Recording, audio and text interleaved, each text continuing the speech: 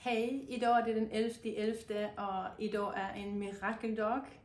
Jag har fått tillskicka den här boxen. Just nu sitter jag i Stockholm och vi gärna öppnar den här boxen tillsammans med dig.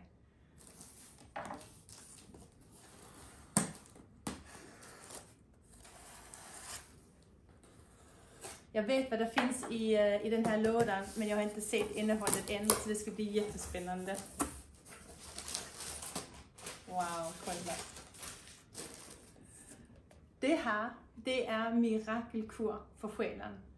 Det är en blå bok som jag har blivit utvald till att skriva ett kapitel i.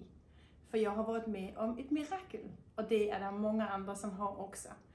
Och tillsammans har vi skapat den här magiska boken som har bokrelease idag i Stockholm. Hvor att jag ska vara med senare där.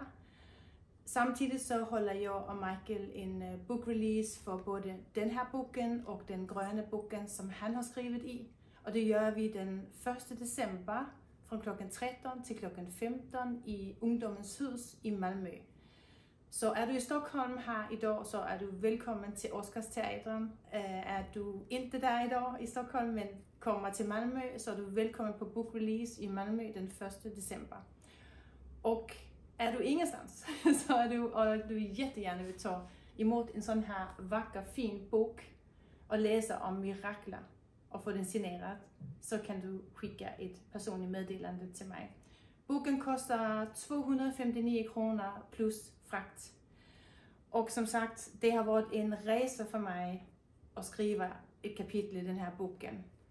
Och en personlig fantastisk resa som jag gärna vill dela med dig. Den här boken kan du äga själv, men du kan också köpa den och ge den bort i present, kanske som julklapp. Så vill du ta del av en mirakelresa så är du välkommen till att köpa den här boken. Kolla vad fin den är. Tills dess så ses vi och så hörs vi. Ha det så fint så länge. Hej!